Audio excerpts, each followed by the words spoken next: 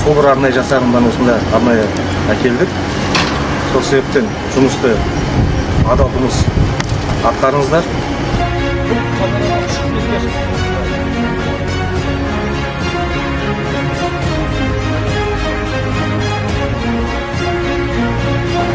Қоғамдық тәртіп пен қылмыстың алдын алу және жол қауіпсіздік ережелерін қамтамасыз ету мақсатында бүгін Арыс қаласы аумағында құқықтық тәртіп жедел профилактикалық іс-шарасы жүргізілуде.